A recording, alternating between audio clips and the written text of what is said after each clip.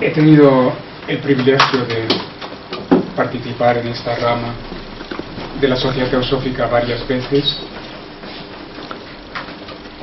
y dar varias charlas, y hoy quisiera aprovechar para hablar de la parte más práctica que no habíamos tocado tanto en charlas anteriores, que habían sido quizás más filosóficas, más sobre el entorno ideológico general y sobre la base teórica. Antes de entrar a fondo en la práctica, ¿cómo se lleva a cabo la educación integral? Antes de responder a esta pregunta básica de cara a la implementación, quisiera recordar, sin entrar en ello, porque lo hemos hecho en otras charlas, en la importancia de la teoría, de la que no voy a hablar hoy, pero al principio de todo recordar la importancia de la teoría. La teoría es muy importante, aunque aparentemente parezca inútil, pero en realidad es muy importante por dos razones. En primer lugar, porque estamos en un mundo esencialmente egoico, mental.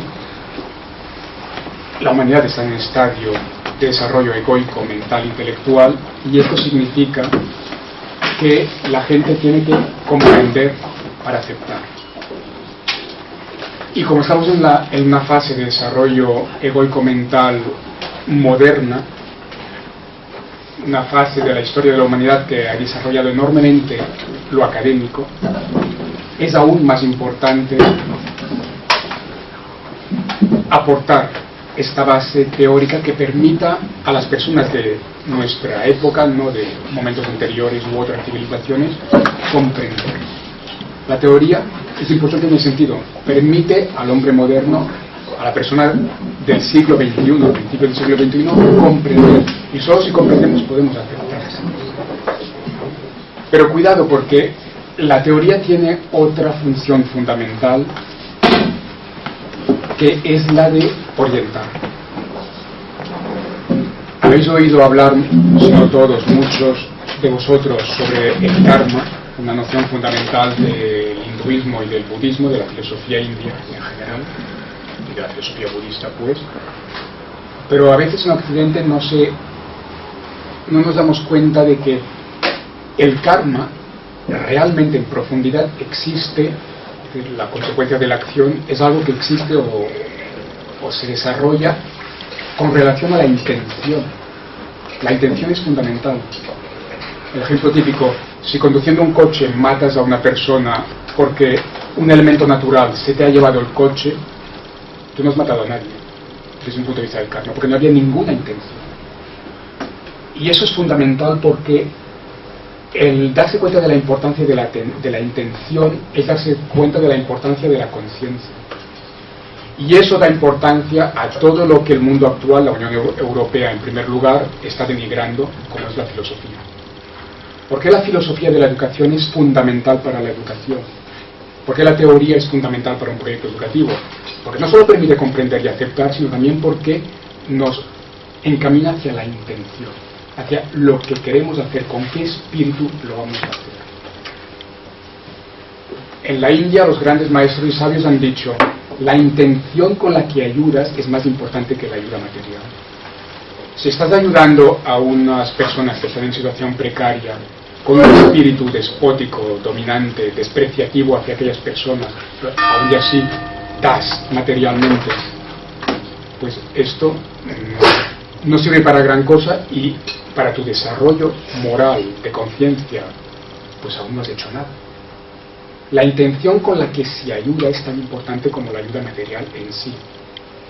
¿Cuál es tu intención para ayudar? ¿Respetas a aquel ser? ¿Ves la divinidad de aquel ser como la divinidad en ti mismo?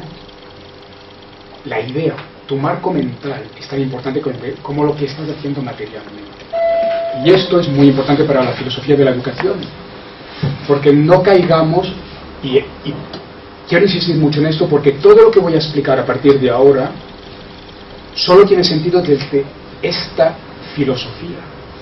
Os voy a plantear ahora cuestiones prácticas, incluso técnicas si queréis, pero no caigamos en la tecnocracia que tanto denunció Raymond Panikkar, el gran filósofo que nos dejó no hace mucho. Si aplicamos técnicas con un espíritu tecnocrático en el ámbito del ser, no vamos a hacer nada. Es perder el tiempo. La intención con la que aplicamos aquella técnica es tan importante como la técnica en sí misma. Entonces, ¿por qué la filosofía de la educación, que de paso os digo que ha sido suprimida por la Unión Europea? La filosofía de la educación ha sido suprimida de Europa por inútil. Uno de los últimos disparates que se han hecho en Europa. La filosofía de la educación es fundamental porque da sentido a la práctica de la que ahora hablaremos.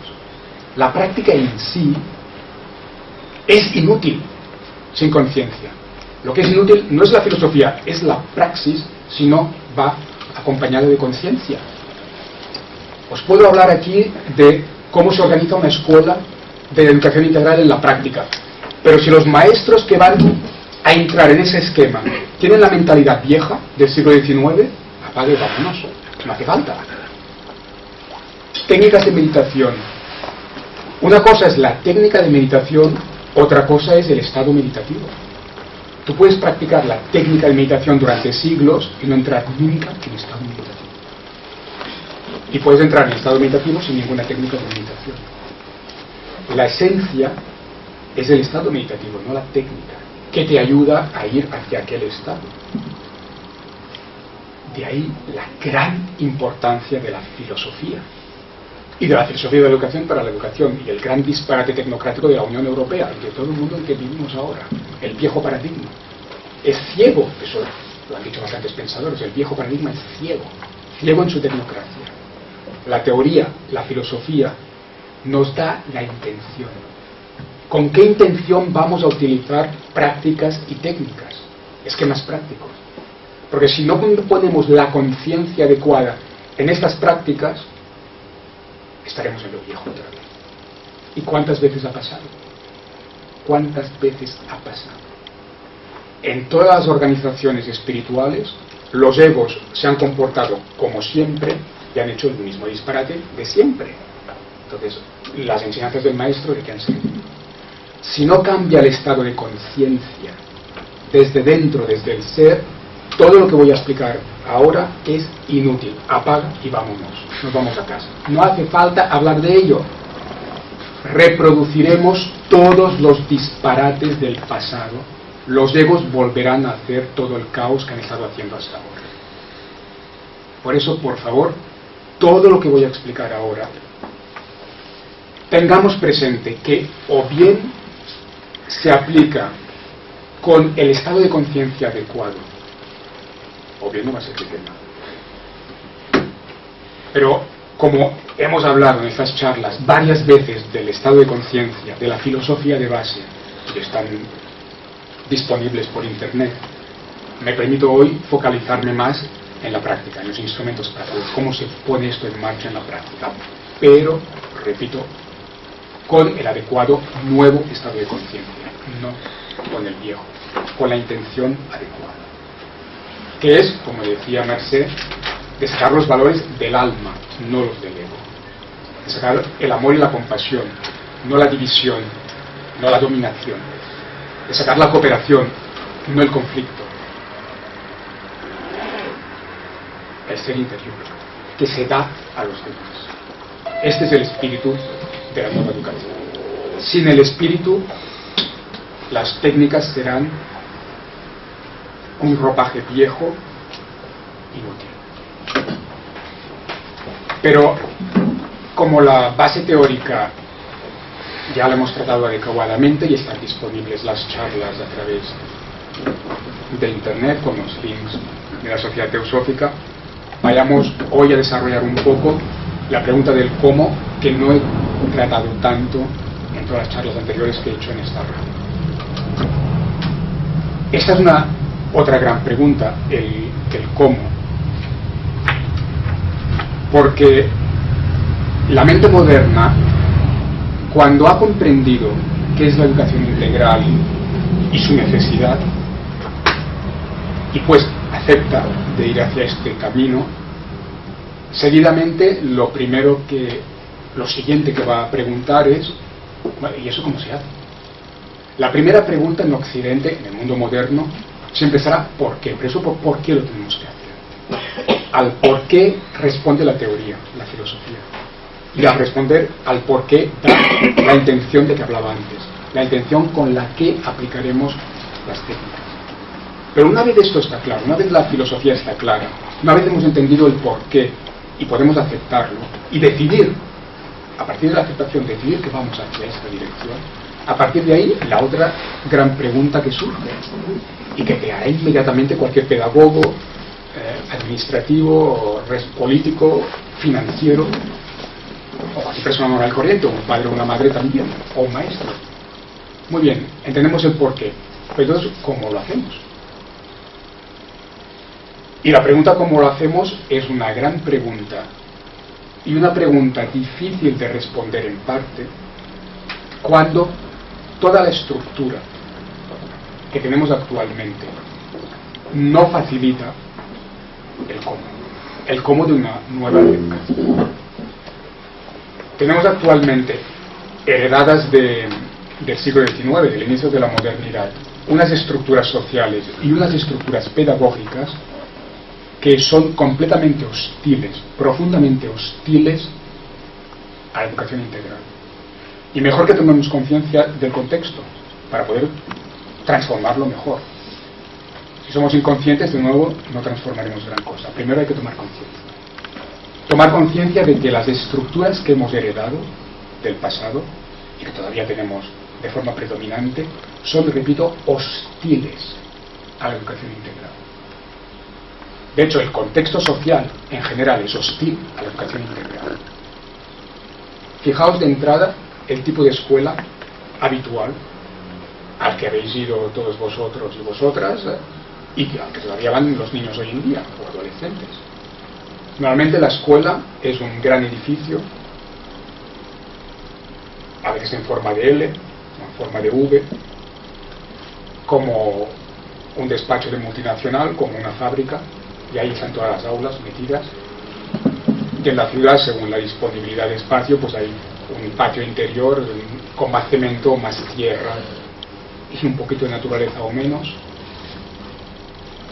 Y dentro de este edificio, que podría ser la sede de la Nestlé, dentro de este edificio están las aulas llenas, con la crisis económica aún más llena, porque lo primero que se recorta siempre es esto, no los coches oficiales, que están aumentando otra vez.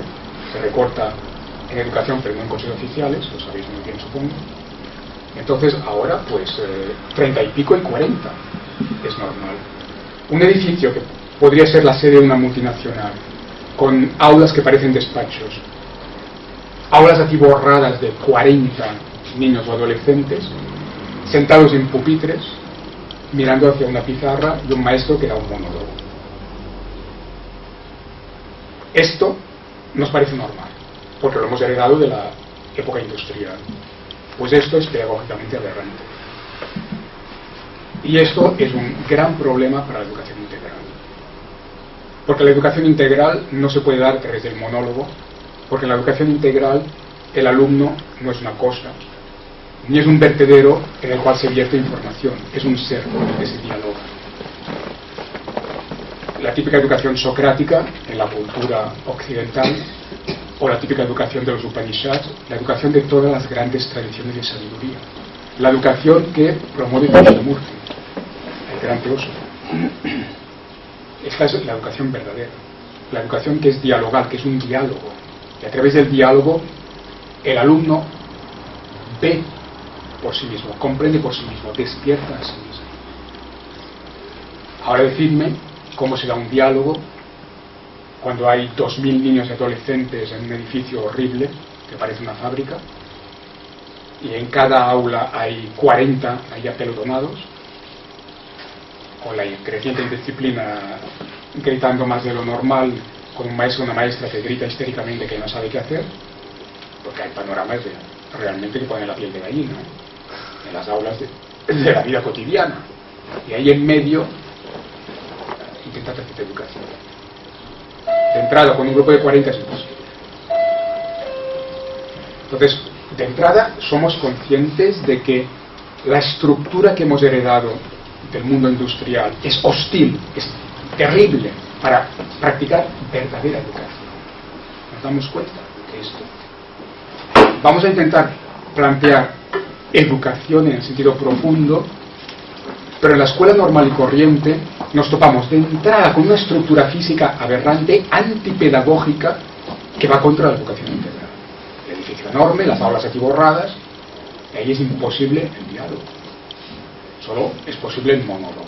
El maestro que llega pierde la información y ahí pues que apunten o que miren el libro para después vomitarlo literalmente en el examen. Esto es lo que se ha hecho normalmente con la educación en la época moderna. Aunque tengamos la intención de cambiar el espíritu, con esta estructura, ¿cómo lo hacemos? No está bien. Y hay otras estructuras más sutiles que el edificio, que es lo más obvio y tremendo. Pero bueno, es que no solo es el edificio, no solo son las aulas con 40. Y 40 aquí porque somos los privilegiados. No nos damos cuenta de que somos privilegiados. Yo vivo en la India. En la India he visto aulas con 100. Pequeños, no la universidad, pequeñitos. Escuela primaria, 100 allí. ¿Qué se puede educar con 100 ahí atiborrados? En el pasillo. Los pasillos llenos. Fuera de la escuela, delante de la ventana, a ver si oyen algo a través de la ventana. O sea, la India ya es el sumo de esta aberración moderna. Pero no solo es el edificio, el aula ahí atiborrados, que imposibilita el diálogo, que todos los instrumentos pedagógicos pueden ser un freno estructural para la educación en el sentido profundo. De entrada, los manuales. Si el proceso pedagógico, ¿habéis reflexionado sobre el manual?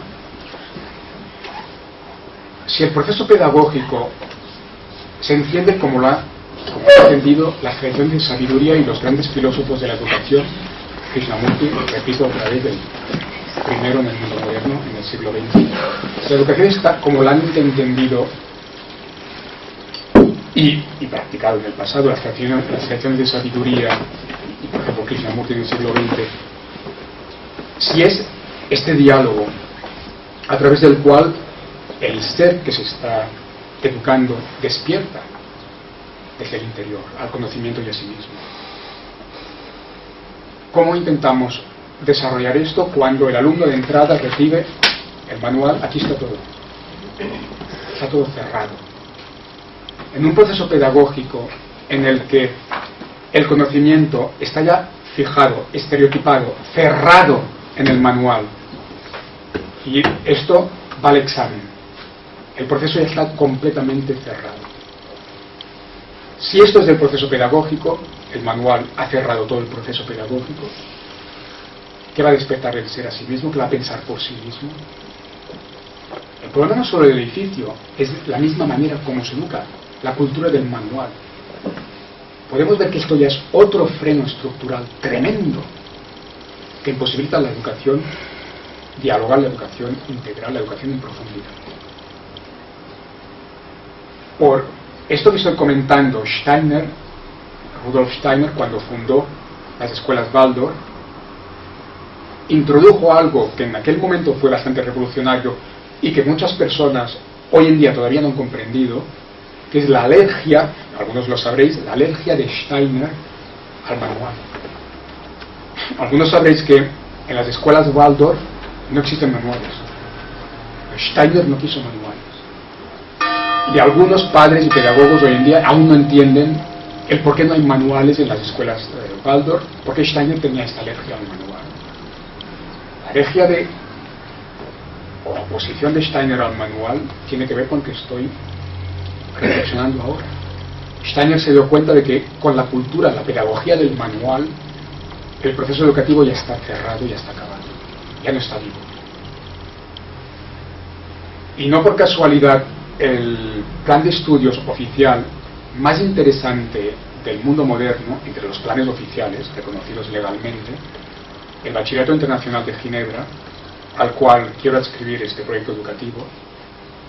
El Bachillerato Internacional de Ginebra, que es muy prestigioso y que va hacia la educación integral, ha heredado este punto de Steiner con bastante profundidad.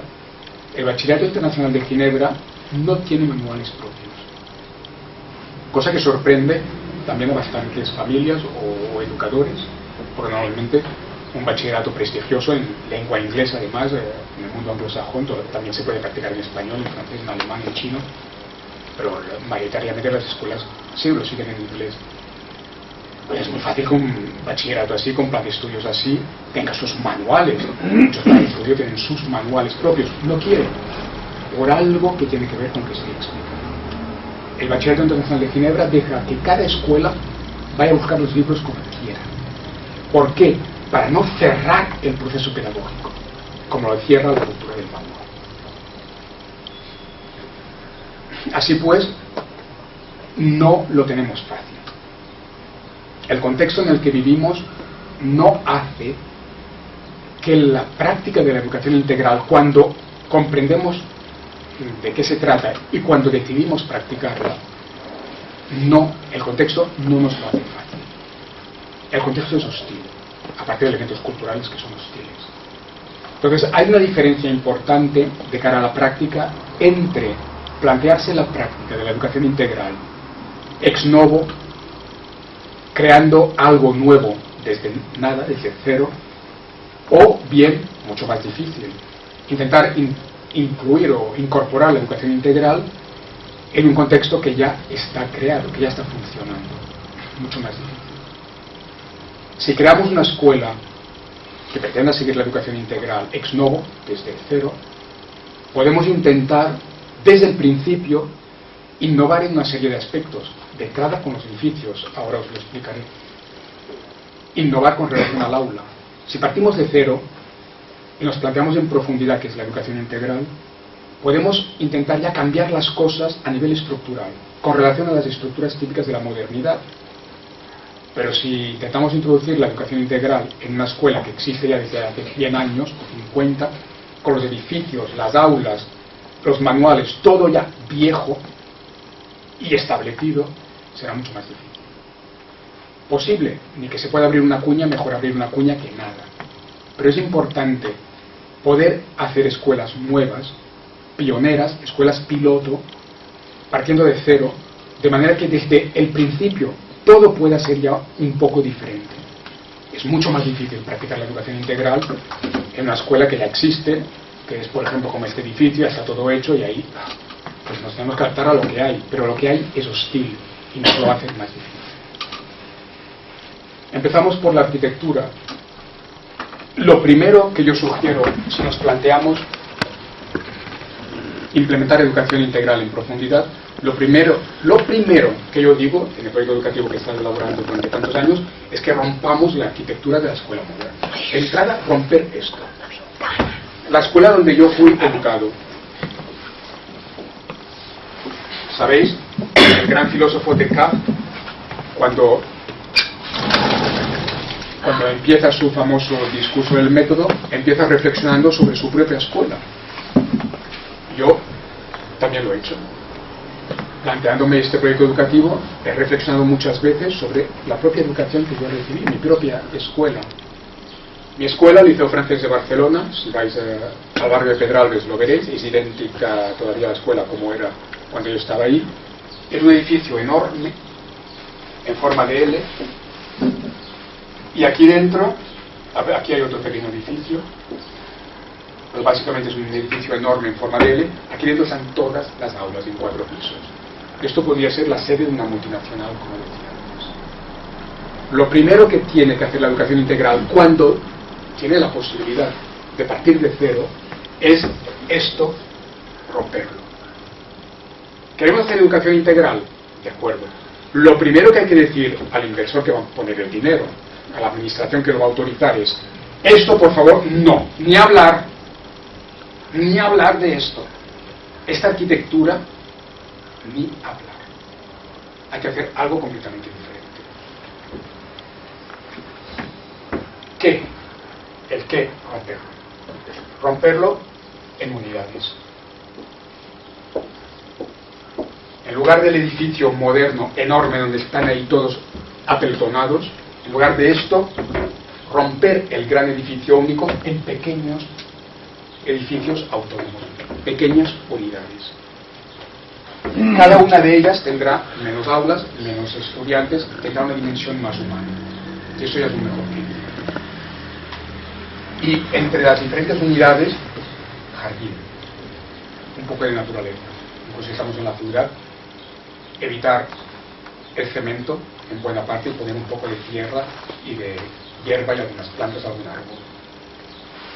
Estas unidades se pueden establecer en base a grupos de edad.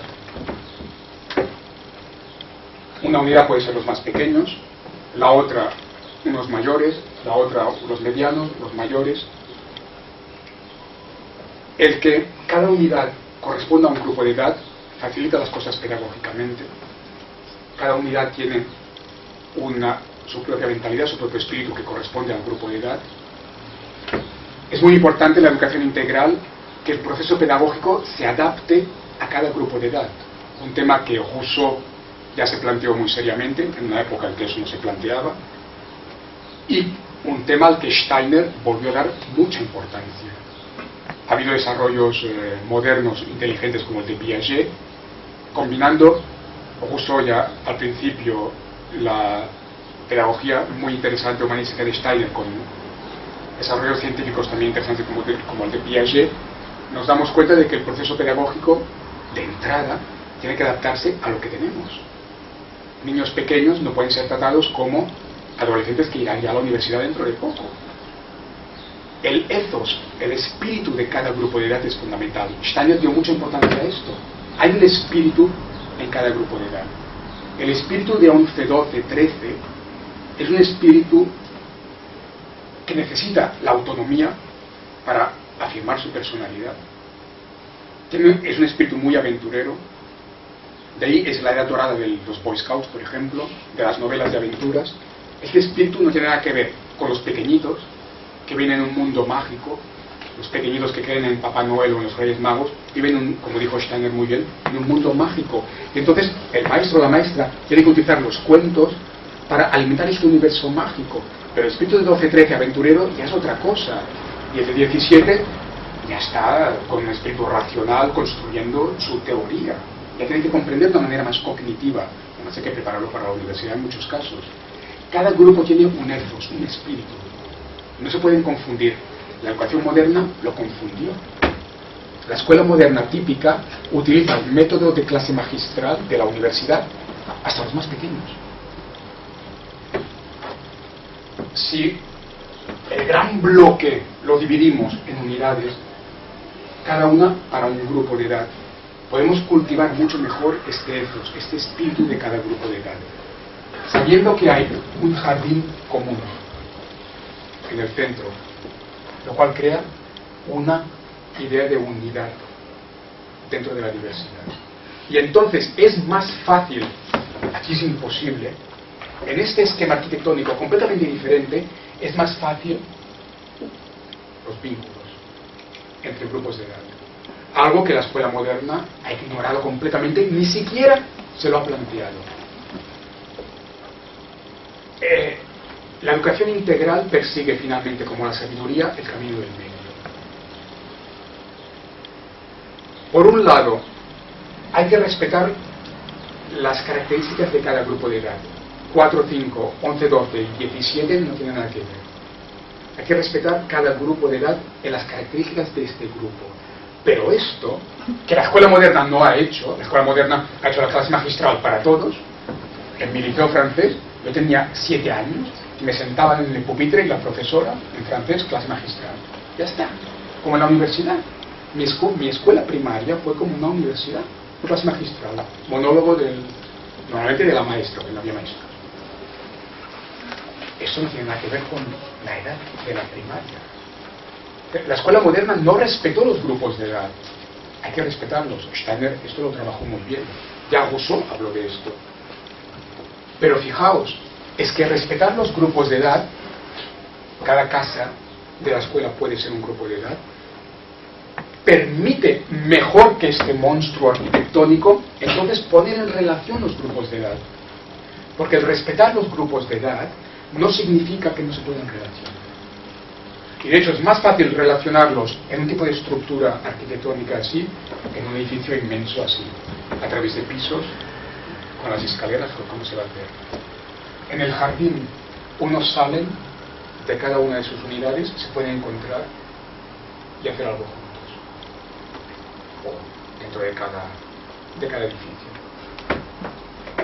El respetar cada grupo en sus características no quiere decir que no se puedan mezclar en algunos momentos los grupos. Es muy pedagógico crear puentes intergeneracionales, algo que la escuela moderna no ha hecho para nada. Y en particular, hay una responsabilidad pedagógica del mayor hacia el menor que es maravillosa desde un punto de vista educativo y que la escuela moderna ni se planteó. Esto está en las tradiciones, en los pueblos más arcaicos de la humanidad. Si cogéis muchas tribus de América Latina, de África, de Asia, los pueblos más arcaicos, más antiguos de la humanidad, el gurú, el chamán, el maestro, el sabio, coge a unos chicos mayores, les enseña unas cosas y estos chicos mayores lo enseñan a unos chicos menores. Esto está en el origen de la humanidad, en las culturas más antiguas. Esto se practicaba en la India, en el Gurukula indio. El maestro de los Upanishads hacía esto también. Cogía a los chicos mayores, les enseñaba a meditar, y los chicos mayores enseñaban a meditar a los más jóvenes. Esto también se practicó en la India clásica. Esto se hacía en Grecia también. Esto la escuela moderna lo olvidó completamente, ni se lo planteó. Es enormemente pedagógico para los mayores que enseñan a los menores y para los menores también. Los mayores, los chicos mayores pueden ser como monitores, como ayudantes de los maestros, vehiculando información y técnicas, enseñando a los más pequeños. Este vínculo intergeneracional que es muy pedagógico para todos, esto se puede hacer más fácilmente en una arquitectura como esta que en la típica arquitectura moderna.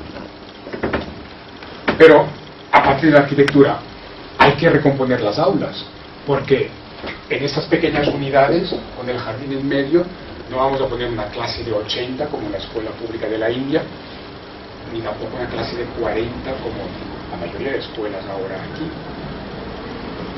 Ahora bien, esto tiene un coste económico, si me permitís decirlo así, que la sociedad se tiene que poner.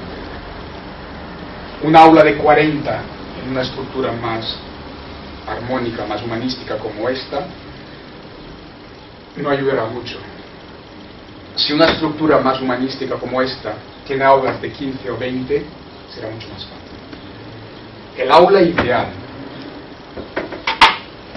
para practicar una educación que merezca este nombre es de 12-15. Esto hoy en día puede parecer una utopía. ¡Qué lujo! Económicamente inviable. Es que la humanidad se plantea cuáles son sus prioridades. 20 ya es un máximo. 20 ya es demasiado, en parte. Pero sería un máximo. Idealmente 12-15, que es el aula ideal. Volvamos a los pueblos más arcaicos de la humanidad, al origen de la humanidad y a las grandes tradiciones de sabiduría. En la tribu, el gurú, el chamán, tiene una docena de chavales. Y el maestro de los Upanishads tenía una docena de chicos con él. Es que no nos estamos inventando nada. 12-15 es una cifra perfecta para practicar educación verdadera. Hoy en día vamos a generalizar diciendo esto y nos sacan por la ventana, nos tiran por la ventana y nos dicen que estás loco, que esto es un lujo, esto es impracticable, esto es inviable. ¿Pero qué quiere decir que es inviable, que es impracticable? Que no se puede asumir este coste. No podemos tener aulas de 12, 15 o máximo 20 porque económicamente es inviable. Entonces, ¿en qué nos queremos gastar el dinero o en qué nos lo estamos gastando? Naturalmente, la educación integral en profundidad implica un cuestionamiento de civilización.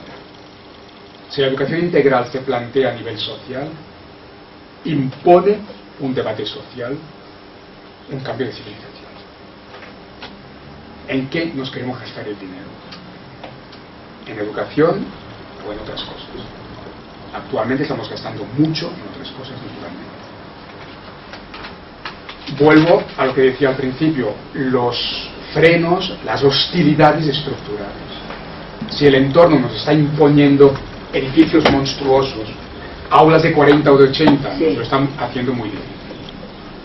Si un día podemos hacer las cosas estructuralmente mejor, haremos pequeños edificios de aulas de 15. Pero no todo se traduce únicamente en términos de espacio.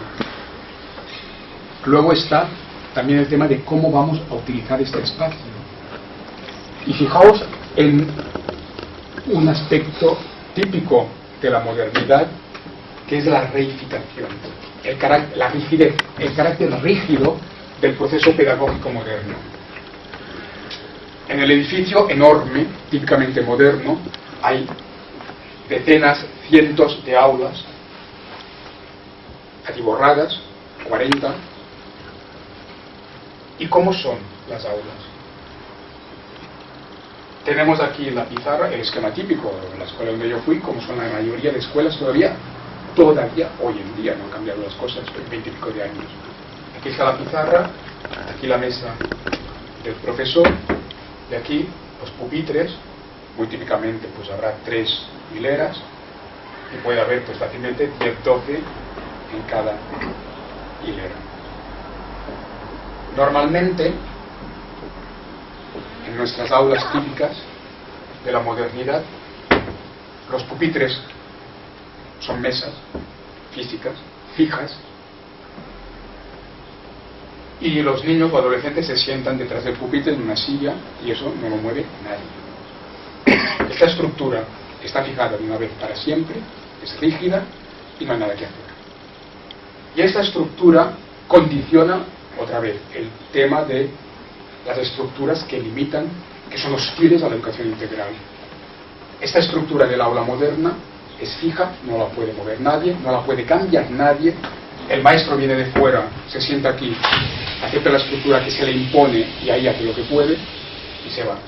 Y esto no lo toca nadie, no lo cuestiona nadie, y esto es hostil a la educación. Porque de esa estructura fija que nadie puede cambiar y que no se cuestiona, lo único que se puede hacer es un monólogo. La estructura física condiciona ya el proceso pedagógico, la estructura física ya casi que impone el monólogo. En esta estructura, ¿qué puede hacer el pobre maestro? Pues pegar el rollo, los otros ahí aguantando, uno se duerme, otro apunta y ya está, y así van pasando las horas. Pero ¿qué más puedes hacer? Tú llegas con tus mejores intenciones, tú llegas habiendo leído a Rousseau y a Steiner, pues te encuentras en esta mesa, delante de 40 pupitres fijos. ¿Qué vas a hacer?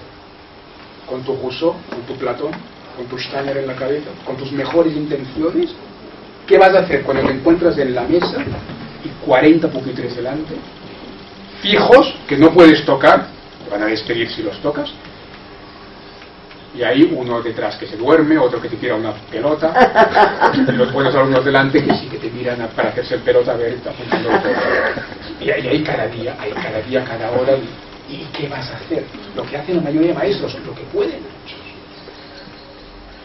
¿Sabéis que hay escuelas en el mundo, poquitas, pero hay algunas escuelas en el mundo, en países que no pensaríais, Rusia, que se están planteando, esto no lo podemos cambiar? Porque se están planteando la educación integral. Y cómo la educación integral tiene que plantear el espacio físico de una manera diferente. No podemos adoptar un estado de conciencia nuevo con todas las estructuras de lo viejo. Hay escuelas en Rusia, seguro que casi nadie lo sabía. ¿Alguno sabía que en Rusia hay experimentos hoy en día de educación integral fascinantes en Rusia? No se sabe mucho, ¿eh? No se habla mucho de esto. Hay escuelas interesantísimas en Rusia, en Siberia, donde menos de en Siberia hay pelados de frío, hay escuelas fascinantes que, por ejemplo, se están planteando esto, pero podemos hacer educación de verdad con esta estructura horrible, fija, que nos condiciona. Se han planteado, han investigado en Rusia, en Siberia. Hay un profesor muy interesante en Rusia que está moviendo muchas cosas. ¿Sabéis qué han hecho? Han ido a ver a carpinteros. Esto es innovar. Esto es plantearse las cosas. A ver si tiene una serie de pedagogos muy interesantes en Rusia que de entrada han dicho vamos a hablar con los carpinteros, a ver qué podemos hacer. Y carpinteros rusos en un rinconcito de Siberia han tenido una idea genial.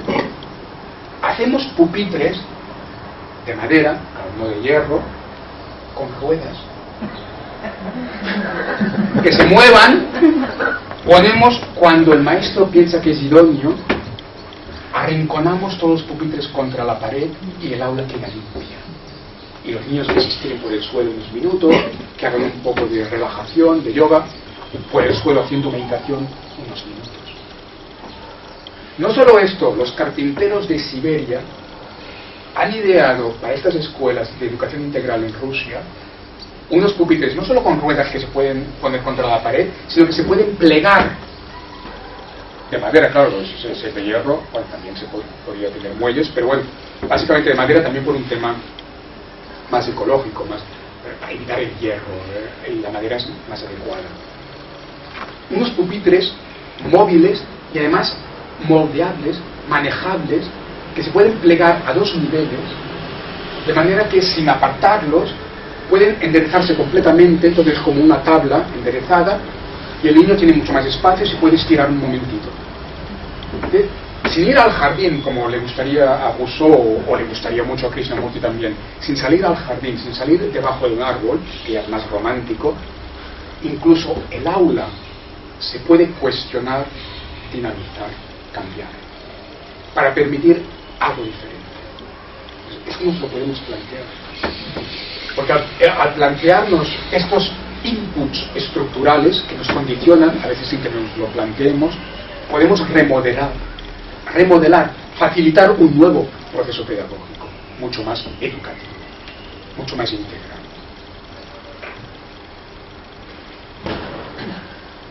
En Suecia ya hay algo similar. Sí, en muchos países están saliendo cosas. Yo he vivido allí y lo he visto. En Estados Unidos también.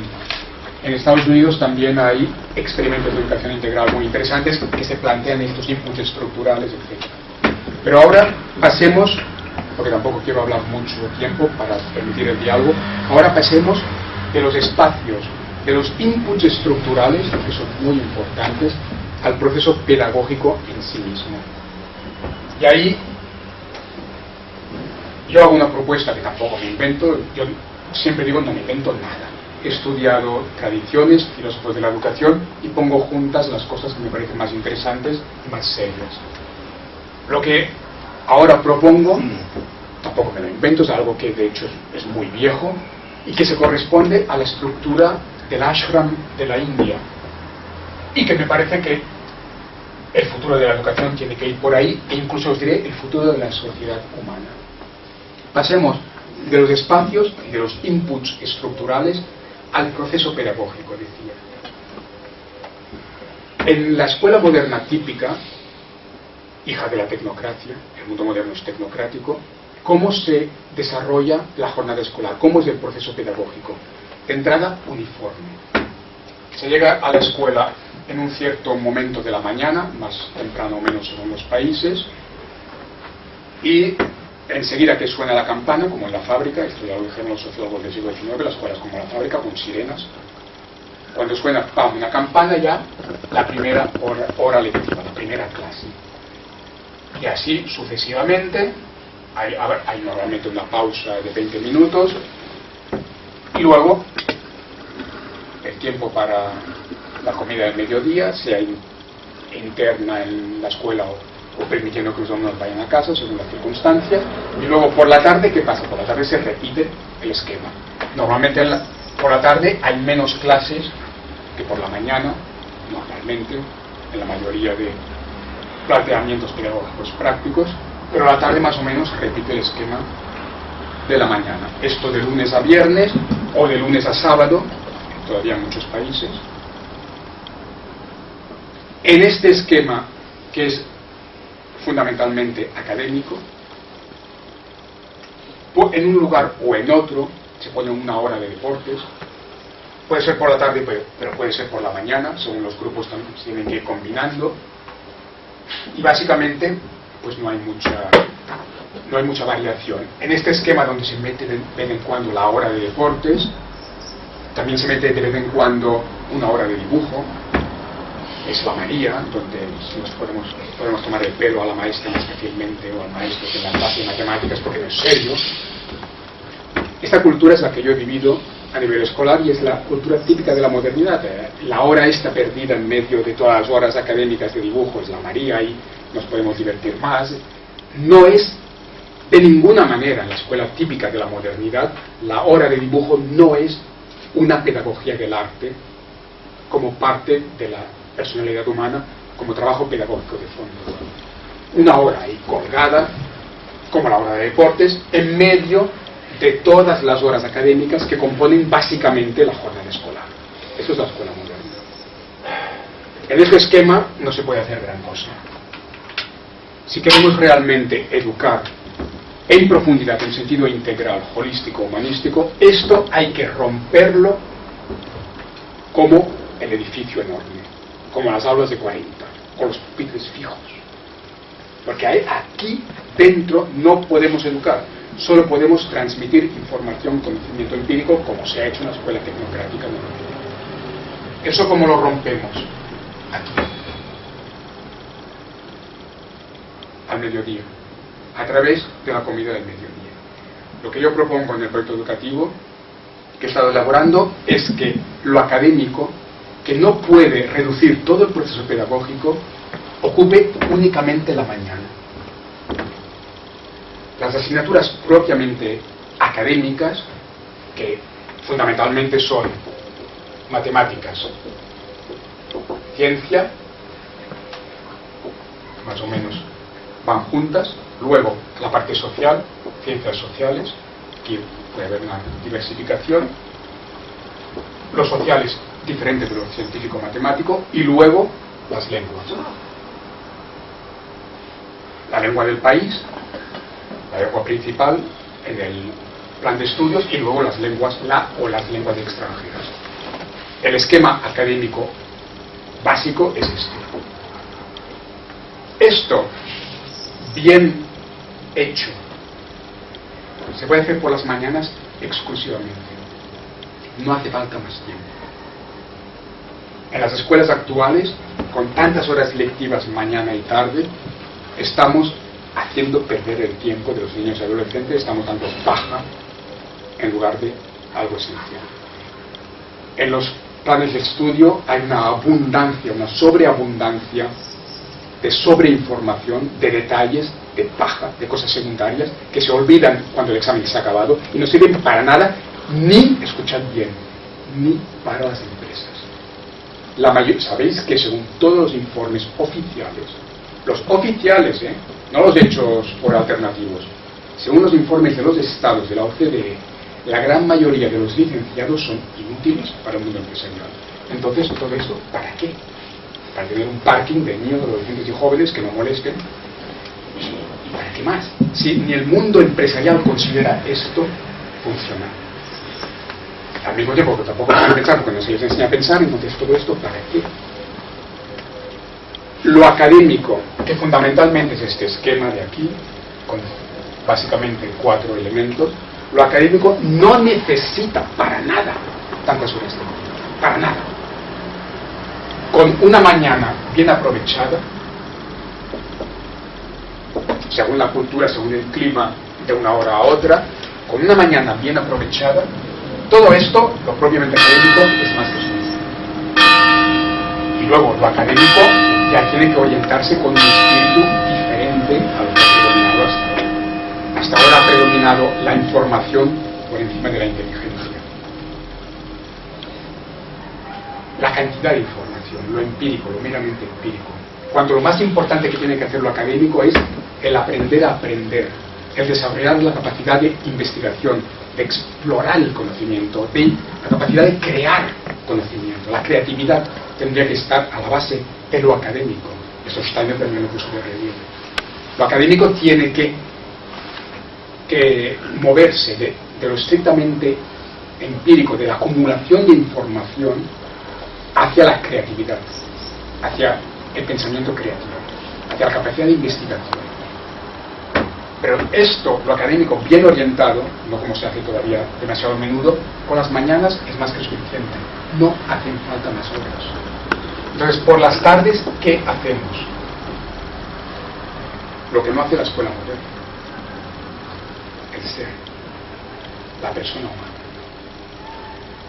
Las tardes tienen que estar libres de lo académico, que no necesita más tiempo, para que la educación forme a personas humanas, para que forme la humanidad o ayude a formarse la humanidad de la persona humana, el ser, desde el interior. Las tardes para eso. Y esto no se puede hacer, la educación del ser, de la conciencia, no se puede hacer a través de asignaturas tradicionales como lo académico, sino que lo que propongo en el proyecto educativo que he estado elaborando es que la educación del ser, de la conciencia, en las tardes se haga a través de algo mucho más flexible, más interesante pedagógicamente, que serían, yo lo llamo talleres, en inglés workshops.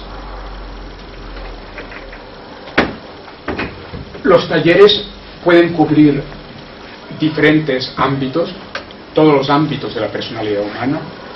Puede haber talleres de artes plásticas tradicionales, bellas artes, de artes visuales modernas, más con el ordenador, combinando lo clásico con lo moderno, todas las disciplinas musicales, danza, a la que Steiner como Platón dio mucha importancia, luego la parte dramática, teatro, muy pedagógico también,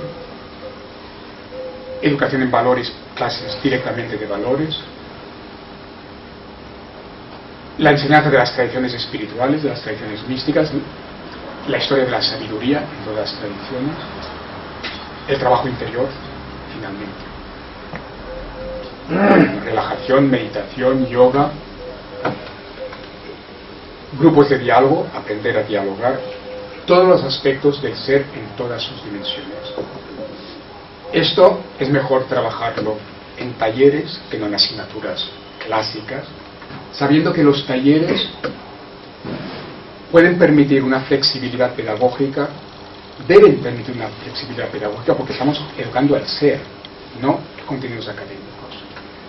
Esta flexibilidad pedagógica debe permitir, en primer lugar, que el niño o adolescente que va creciendo se conozca a sí mismo y se trabaje a sí mismo. Los talleres tienen que combinar, otra vez el camino del medio, tienen que combinar una educación básica para todos con una estrategia de autoeducación a través de la cual el estudiante va forjando un poco su propio camino, a través de algunos temas opcionales, algunos talleres opcionales, uno escogerá una rama, otro escogerá otra rama. Hay que dar un poco de todo a todo el mundo para que la educación sea integral. Todos los alumnos, durante su crecimiento, tienen que tocar un poco de todo. Todos tienen que tocar un poco de artes visuales, un poco de música, un poco de teatro, un poco de meditación, un poco de valores, un poco de todo, para que la educación sea integral, para que el ser que va creciendo conozca todas las posibilidades, todos los ámbitos del ser. Pero al mismo tiempo, permitir que cada uno, bien guiado por sus profesores y la familia, que cada uno también pueda forjar un poco su propio camino, que corresponderá a su vocación, a sus talentos. El camino del medio, combinar la base general y una base obligatoria para todos, para que lo conozcan todo, y al mismo tiempo permitirles, sobre todo a medida que van creciendo, que se vayan forjando un poco su propio camino, que vayan escogiendo una ruta más personalizada. Uno irá más hacia las artes plásticas, otro irá más hacia las artes visuales modernas, otro será más musical, otro será más interior, irá más hacia el yoga, la meditación. Permitir que cada uno siga un camino en función de lo que va descubriendo sobre sí mismo, de su propia naturaleza más profunda, de sus propias inclinaciones. Esto, con un esquema de talleres más flexibles, con suficientes profesores, es posible. Y la evaluación en los talleres de las tardes no tiene que ser el examen de las asignaturas académicas de la mañana, sino que tiene que ser una evaluación más holística, más humanística, que de nuevo no nos inventamos nada, pasa por la vía del proyecto, que ya está en pedagogías antiguas y que se desarrolla muy bien en las pedagogías integrales de Norteamérica con Dewey y Kirkpatrick, o en la pedagogía continental, europea continental de Steiner. El proyecto no es un examen donde se vierte lo que se ha aprendido de memoria, conocimiento empírico, mera información. El proyecto es un acto de creación.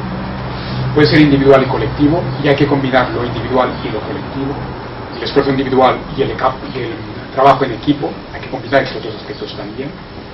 El proyecto individual o en equipo permite la creatividad. Utilizar lo que se ha aprendido para crear algo, en cualquiera de los ámbitos, en cualquiera de los talleres. El proyecto es algo mucho más adecuado, el proyecto es más adecuado que el examen tradicional para estos talleres de las tardes. Y finalmente, la innovación pedagógica. Estos talleres de las tardes, con el proyecto como evaluación, deben permitir no solo que el alumno se vaya construyendo su propio camino, sino también que aquí se pueden dar lazos intergeneracionales muy fácilmente y de manera muy pedagógica. Más fácilmente que en las asignaturas académicas de la mañana, aunque en las asignaturas académicas de la mañana también se puede hacer algo, pero será más difícil. Mucho más fácil en los talleres del ser de la tarde crear vínculos intergeneracionales. En un taller de manualidades, o de música, o de teatro, es mucho más fácil que el profesor instruya a unos alumnos mayores y que estos lo pasen a unos alumnos menores. Este vínculo intergeneracional tan bonito, tan pedagógico, se da más fácilmente en el taller de la tarde. Muy importante que los talleres de la tarde se planteen en este sentido también intergeneracional. Y finalmente, interdisciplinario. Los talleres de las tardes tendrían que evitar el romper, tenían que evitar los límites demasiado rígidos entre las disciplinas, tenían que romper estos límites. Esto ya hay que hacerlo con lo académico en la mañana. El Bachillerato Internacional de Ginebra, de que os hablaba, ya se plantea una visión interdisciplinaria que va más allá de la rigidez de las asignaturas. Una cosa interesante del Bachillerato Internacional de Ginebra es que ya intenta crear puentes entre las disciplinas, puentes transdisciplinarios, en una visión de unidad del conocimiento, que se corresponde a la unidad de la conciencia. Si esto hay que intentar practicarlo en las asignaturas propiamente académicas en la mañana, mucho más por las tardes. No se trata de replicar el espíritu de división, de fraccionamiento de la modernidad al ámbito del ser, que es el despertar a la unidad. No vayamos ahora en los talleres de las tardes a poner unos muros infranqueables entre música, bellas artes, meditación, y todo es completamente diferente y no se pueden mezclar las cosas. No vayamos ahora a compartimentalizar los talleres de las tardes con la típica mentalidad moderna de poner barreras entre todo. Aunque hay disciplinas diferentes como la música, las bellas artes, las artes visuales, la meditación, hay que crear aún más vínculos interdisciplinarios, más espíritu de unidad de conocimiento en las tardes de estos talleres que en las mañanas. Y finalmente, después de la tarde dedicada al ser a través de los talleres con el proyecto, acabar la jornada con la expansión. Toda la parte final de la tarde, que según los países sería una hora u otra, a las 4 o las 5, juegos, deportes y jardinería. Contacto con la tierra, con la naturaleza. Si la tarde ya indica una cierta liberación con relación a lo académico de la mañana, incluso los talleres de la educación del ser de la tarde deben permitir al final de la jornada una expansión total del niño, del adolescente, que juegue, que grite, que se divierta, que toque la naturaleza, que se ensucie las manos. Entonces pueden volver a casa, pueden ir al albergue si están pensionados. Esta sucesión de la mañana académica, luego la tarde del ser y la expansión de poder gritar y moverse y saltar con los juegos, con la jardinería, me parece también fundamental para romper esta vibración, esa energía de cárcel de la escuela moderna. el edificio enorme de que hablaba antes, con todas las aulas allí, con 40 en el aula, con clases académicas todo el día, sentados en el pupitre todo el día, delante de la pizarra, y ahí sin poder moverse. La educación moderna ha sido como una cárcel. Montessori, la famosa doctora Montessori, que era teósofa, ya dijo, esto es aberrante, es que va contra los ritmos biológicos del niño. Y además trabajó especialmente los niños pequeños, la primaria. Y la doctora Montessori en los años 30, imaginaos, en los años 20 y 30, con todo es más rígido que ahora, incluso. La doctora Montessori dijo, soy doctora, soy médico. Esto, el aula moderna, es aberrante en términos médicos, biológicos. Es una cárcel para los niños. Produjo una cierta revolución la doctora Montessori en su momento, aunque se ha ido comprendiendo. Hoy en día está casi aceptado de manera universal, aunque no se practique tanto. El aula tiene que permitir, el aula de la mañana con las sesiones académicas ya tiene que permitir que el niño sea niño. Hay que de entrada respetar los ritmos biológicos, la naturaleza. Lo que decía antes del grupo de edad, un grupo de 4 o 5 tiene una necesidad biológica de moverse que los de 17 ya no tienen tanto. Entonces, cuando tenemos un grupo de 4, 5, 6 años, ponerlos ahí delante del pupitre todas las horas, 40, no puede ser. Acaban mal, tenemos todas las ansiedades y depresiones y todos los líos que tenemos. Y entonces, venga, pastillas. Esa no es la solución. El aula que os decía antes, que permite arrinconar los pupitres o enderezarlos y nos podemos mover un poco, ya están mejorando las cosas. Si la escuela son pequeños edificios con un jardín en medio, salir al jardín de vez en cuando, sobre todo los más pequeños, para que se puedan mover unos minutos, hacer un juego pedagógico en el jardín, no volver al aula. ¿Veis?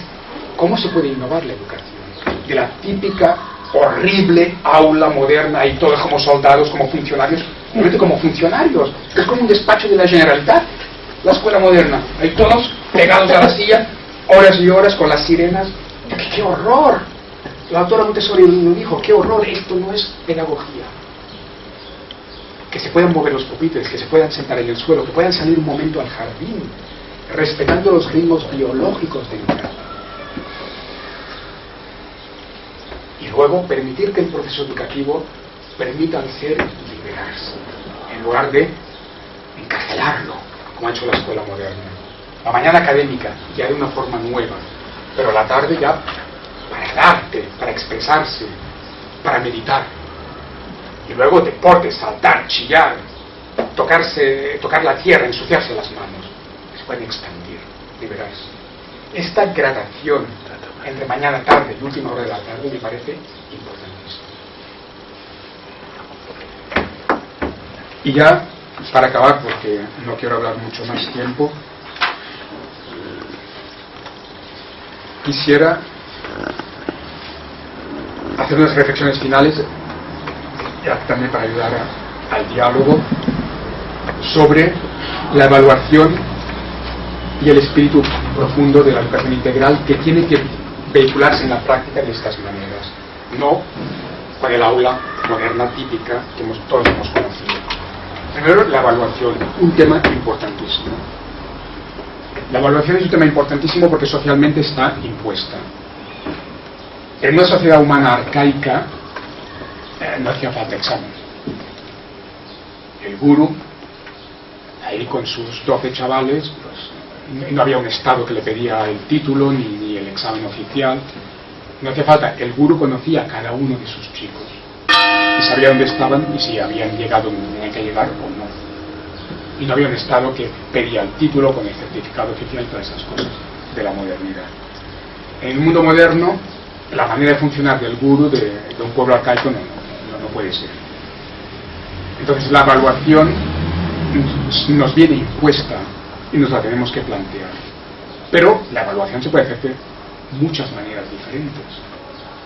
Se puede hacer de una manera robótica extrema, como se hace en Asia normalmente, hipertrofiando la modernidad europea, o se puede hacer de una manera mucho más humanística, mucho más inteligente, como ya intenta plantear el Bachillerato Internacional de Ginebra, y aún se puede explorar más allá. Lo que tenemos siempre que buscar, es lo que decía, lo que he dicho varias veces, el camino del medio entre unos niveles académicos que tenemos que ser capaces de dar, porque si no nuestra escuela de educación integral no va a tener ni público, ni niños, porque ningún padre va a traer a sus hijos. Si nuestros alumnos no tienen un nivel académico digno, ¿quién va a atraer a sus hijos? Cuidado con la educación integral, no se puede cargar lo académico porque no tenga público, aparte del Estado que puede acabar cerrando la escuela. Entonces, no podemos bromear con esas cosas. Dewey, el padre de la educación integral en Estados Unidos, advirtió muchas veces a sus seguidores sobre este tema. Dewey dijo muchas veces a los que le estaban siguiendo y haciendo escuelas en base a su filosofía, le decía, cuidado con lo académico, no os lo carguéis. La educación integral no se trata de migrar lo académico, de que bajen los niveles académicos. No es eso la educación integral. Es que por un lado tenemos que cuidar también los niveles académicos, porque tienen su función y porque socialmente son muy importantes.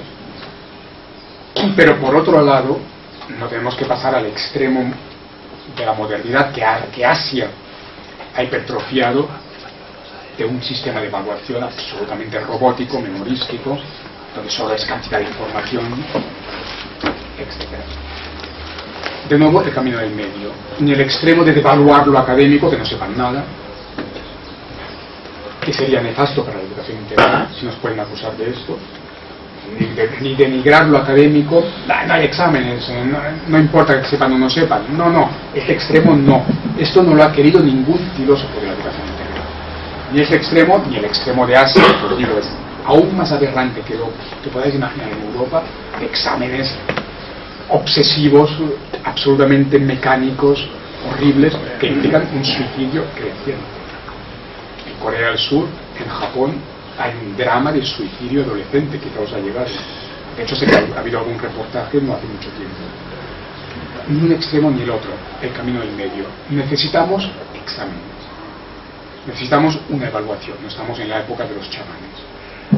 Entonces, el camino del medio quiere decir combinar varios tipos de evaluación.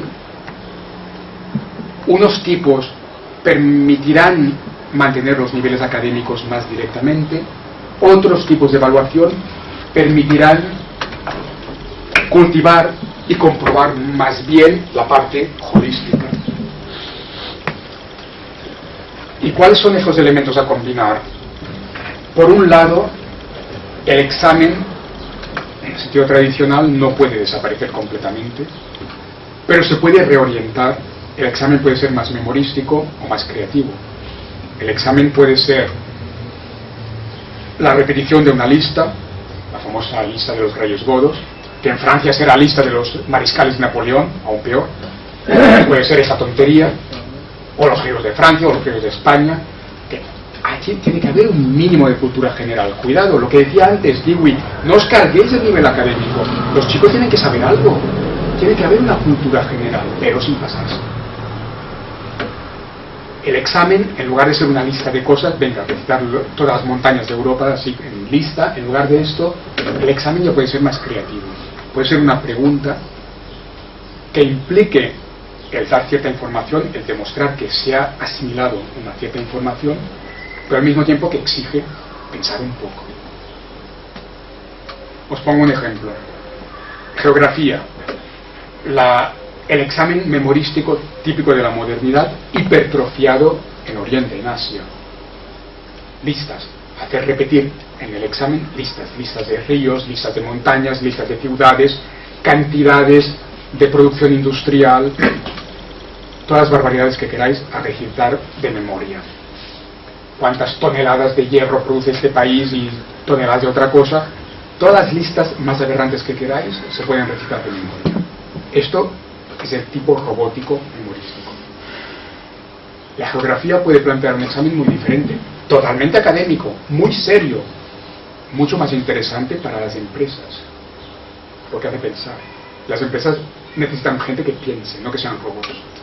En lugar de la lista de toneladas de hierro o de ríos, la geografía puede plantear la pregunta: ¿por qué Barcelona es más suave, tiene un clima más suave que Nueva York? Esto es educación integral a nivel académico. Sabéis seguramente que Barcelona y Nueva York están en la misma latitud, básicamente. En Nueva York tienen mucha nieve en invierno y aquí casi nunca tenemos. ¿Por qué Barcelona y Nueva York, que están más o menos a la misma latitud, tienen climas tan diferentes? Barcelona, un clima mucho más suave que Nueva York. Nueva York tiene un clima polar en invierno, como si aquí fuera Alemania como mínimo, y Barcelona, en cambio, tiene un clima privilegiado. ¿Por qué esta diferencia? En la misma latitud. Esto es un examen académicamente perfecto, muy serio, pero de educación integral, que hace pensar. Para responder a esta pregunta de examen, tienes que sacar una serie de datos, demostrar que has asimilado algo, porque tendrás que hablar del Gulf Stream, la corriente del Golfo, tendrás que hablar de los Western Lights, los vientos del oeste, tendrás que aportar una serie de datos, de información, demostrar que los has asimilado, pero pensando de manera creativa, explicando algo. Es decir, que el examen ya puede cambiar completamente de la parte más robótica a una visión más creativa. Pero es que el examen estrictamente académico se puede combinar con otras cosas. En lo académico, en la mañana académica, el examen ya más inteligente se puede combinar con muchas más cosas. Comentarios, ensayos o disertaciones, cortas naturalmente, no una disertación de doctorado, presentaciones orales. La parte académica puede pedir al alumno crear algo, crear pensamiento, en lugar de repetir información. Por ejemplo, la disertación. En filosofía se puede hacer, como se hace normalmente en España, pregunta de examen: explique cuál es la metafísica de Platón. Venga, que memoria. Uy. O se puede plantear como pregunta de examen en filosofía: ¿qué es la libertad? Pregunta brutal. Venga, pensad un poco y expresad algo. El examen se puede combinar con algo mucho más creativo de pensamiento y de expresión. Y luego se pueden combinar muchas más cosas. Se pueden combinar métodos experimentales, en las ciencias en particular. Se puede hacer que el alumno haga un experimento en lugar de un examen clásico. Se puede hacer lo que en inglés se llama problem solving, plantear un problema científico o de ciencias sociales. Resolver este problema en lugar de repetir información.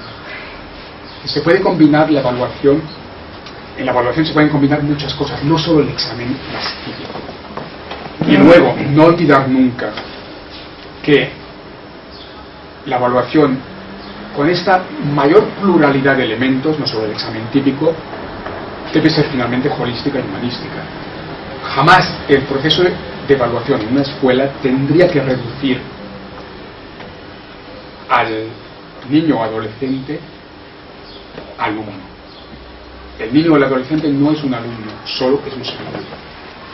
Y el proceso de evaluación nunca tendría que perder de vista que el alumno es un ser humano. La dimensión humana o humanística en el proceso de evaluación tendría que estar siempre ahí como telón. Y si la educación es una educación integral en valores, el proceso de evaluación también tiene que ver el desarrollo humano del alumno. Aquel alumno, ¿cómo es desde un punto de vista social? ¿Es sociable con sus compañeros, con los maestros? ¿Cómo se comporta como ser social, que es el ser humano, en esta comunidad que es la escuela? A nivel ético, ¿cómo es el alumno? ¿Cómo está reaccionando éticamente en esta comunidad que es la escuela? A nivel de valores, ¿cómo se comporta aquel alumno? La parte ética, axiológica, finalmente humana de la evaluación es el fundamento mismo de la evaluación, por encima de la parte meramente académica de notas.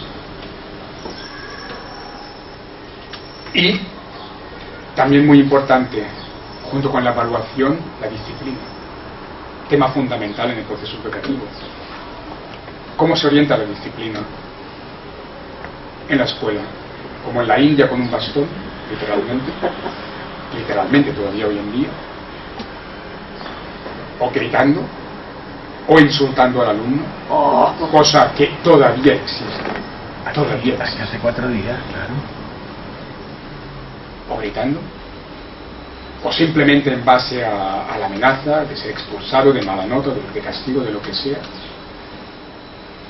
Había otras propuestas. La educación integral se tiene que plantear otros niveles de disciplina. Cosas de sentido común. Rousseau, el gran filósofo de la educación, ¿sabéis que tenía cosas de sentido común impresionantes? En el famoso Emilio, Rousseau plantea: un niño gamberro con una piedra rompe un cristal. La disciplina clásica, aún hoy en día, la bofetada. Lo típico, ¿no? Ha roto un cristal, gamberro, bofetada. Si nos situamos desde un punto de vista disciplinario, lo de Foucault, el Estado, la sociedad disciplinaria, que es la modernidad, respecto a la bofetada, y el que roba en la cárcel. Si nos situamos desde un punto de vista humanístico, lo más importante es la transformación impositiva de ese. Entonces, darle una bofetada a un niño que ha roto un cristal, desde un punto de vista carcelario, está muy bien. Para su transformación interior, quizá no sirve para nada, puede empeorar las cosas. A base de bofetadas, no habrá una transformación interior. Entonces, Rousseau plantea claramente: la bofetada será lo que transformará a aquel niño positivamente, naturalmente. El sentido común, ¿vosotros sabéis qué dice? Aquel niño ha roto una ventana, no bofetadas, eso no va a arreglar nada, no lo va a transformar. Le hacéis dormirla aquella noche, después de descubrir que ha roto la ventana, la noche siguiente lo hacéis dormir al raso, que se pele de frío por una noche, no va a morir. Para que se plantee que la ventana que ha roto hará pasar frío a las personas de aquella casa, pues que se den cuenta de lo que es pasar frío. Que aquella noche duerma al raso. No se va a morir, pero va a aprender lo que ha hecho. Es un ejemplo. ¿Qué dice Rousseau en el Emilio? Que la disciplina, en lugar de bofetadas, que pasa a ser la cárcel entre los adultos o los niños, la indica para niños. En lugar de la disciplina moderna típica, Foucault eso lo ha analizado magistralmente. Rousseau dice: plantear al niño o al adolescente que ha hecho algo incorrecto las consecuencias de lo que ha hecho, en términos pedagógicos, que se dé cuenta de lo que ha hecho, para que se pueda transformar a sí mismo en positivo. Se puede transformar el tema de la disciplina completamente. ¿Hacia qué? Hacia una transformación positiva del ser humano, no represión a represión. ¿Creéis que la represión ha arreglado algo de los males de la humanidad? Normalmente, la historia humana, sobre todo es la evolución última de la historia humana, lo que ha hecho la sociedad humana más y más es reprimir más y más. La sociedad humana ha generado más y más conflicto y ha respondido a más y más conflicto con más y más represión y control. Pero los controles exteriores no donarem abast, como se dice en catalán, no tendremos nunca suficientes. Los grandes filósofos ya han planteado, en lugar del control exterior, que si se degrada más y más la sociedad no será nunca suficiente, no podemos educar en el control interior, una educación ética, que ayuda al ser humano a transformarse en positivo, a tener valores desde el interior, a creer aquellos valores y vivirlos. En lugar de los controles exteriores, no podemos promover los controles interiores, la visión ética desde dentro. Y ante las acciones incorrectas del niño o del adolescente, no podemos ayudarle a darse cuenta, a transformarse en positivo. La disciplina se puede orientar completamente en positivo, pero no lo estamos haciendo. A nivel académico, a nivel social, de lo académico a lo social, a nivel social, ¿qué se está vehiculando día a día a través de la cultura predominante? Entended la tele. ¿Qué es lo que vemos más? Gente militando, gente ayudando, valores humanos, compasión, amor, amados los unos a los otros. Ese es el mensaje que vemos masivamente a través de la tele. O bofetadas, golpes de puño, cuchillazos y violencia y guerras y robos y todas las barbaridades a diario, masivamente. ¿Creéis que esto ayuda a erradicarlo? ¿Sabéis que la ciencia ha demostrado que mostrar lo negativo alimenta lo negativo? Sí. ¿Sabéis que la ciencia ha demostrado que no matarás es una monstruosidad porque el inconsciente se queda con el matarás? Está científicamente demostrado que la mente humana en profundidad se queda con los términos gramaticales básicos. verbos y sustantivos. Las preposiciones, todos los elementos gramaticales accesorios desaparecen. La parte más profunda de la mente humana se queda con los elementos lingüísticos básicos, no con los accesorios. No matarás. En la parte profunda de la psique, el no desaparece, créeme, se ha demostrado científicamente, y lo que queda es matarás. ¿Lo sabías? Está demostrado científicamente. La sofrología del doctor Caicedo esto lo ha trabajado mucho. La psique profunda no conoce partículas ni preposiciones, se queda con los elementos lingüísticos básicos. No matarás, nos quedamos con el matarás. Nos podemos dar cuenta de que toda la cultura actual es una barbaridad. ¿Sí? En lugar de no matarás, hay que decir respetarás la vida, amarás, en positivo. Denunciar lo negativo es alimentar lo negativo.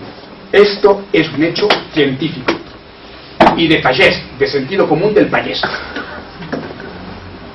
Denunciar lo negativo, como ha hecho la Revolución Francesa, los jacobinos, los comunistas, los anarquistas, las feministas, denunciando el machismo, no desaparecerá el machismo.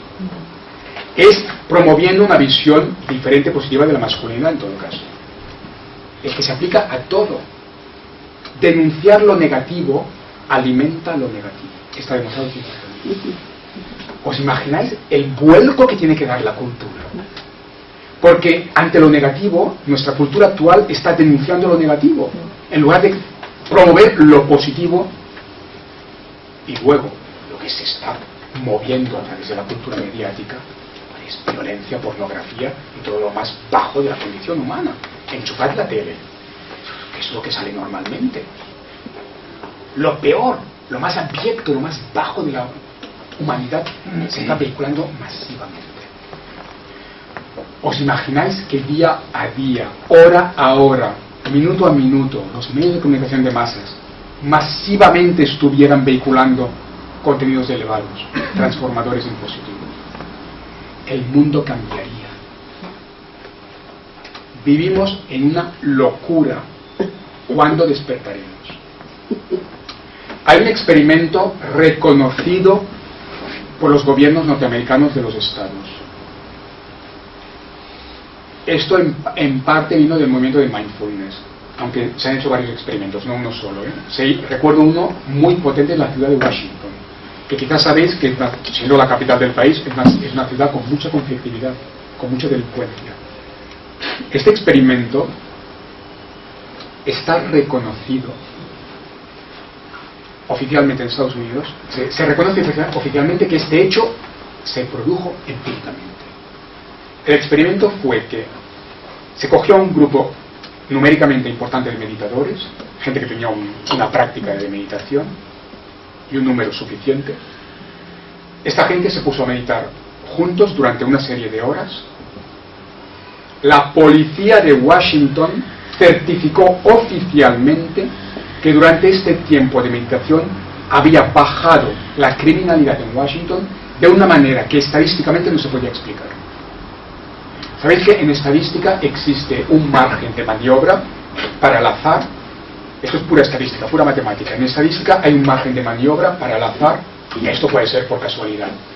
Más allá de un margen, y es una cosa matemática, más allá de un margen, el matemático dice, no puede ser por azar, hay algo. El descenso de la criminalidad en Washington durante las horas de meditación fue tan significativo que los estadísticos dijeron, esto, el bajón de criminalidad, está más allá del margen de azar. Hay algo. Esto ha sido comprobado por la policía norteamericana. Mientras se meditaba, bajó la criminalidad. Es muy fuerte. Esto se lo decís a un chamán de una tribu de África y dirá, claro. Pero los que nos gobiernan no se enteran. No. Hay estudios científicos hoy en día. Entonces, podemos imaginarnos el vuelco que hay que hacer. Usó el niño, no la bofetada, en positivo, que se transforme de aquí a toda la cultura. Es un tema de civilización. La civilización humana actualmente está anclada en la negatividad. A la injusticia que existe se responde con una crítica negativa que está alimentando aquella injusticia, en lugar de cambiar las cosas en positivo. Y no solo esto, que es un tema de fondo, es que además lo que se está vehiculando masivamente es lo más abyecto de la humanidad. Hay intereses comerciales.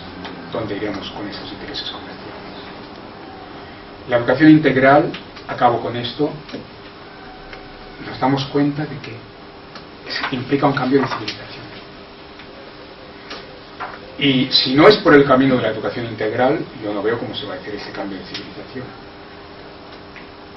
Porque en la educación integral no solo interviene el niño o adolescente o joven, intervienen los padres, la familia, los educadores, la comunidad. La educación es como la onda en el lago. Se tira una piedra y ahí aquello se va expandiendo. La educación no solo implica al niño, adolescente, joven que va creciendo. Aquel niño joven tiene una familia, unos padres. ¿Sabéis que otro dato comprobado empíricamente a nivel académico? En las escuelas de valores humanos, en escuelas que hay por el mundo, en todos los continentes que están educando en valores humanos, académicos, profesores de universidad que han hecho un estudio empírico de aquella escuela, han observado que no solo los niños se han transformado en positivos, sino también sus familias.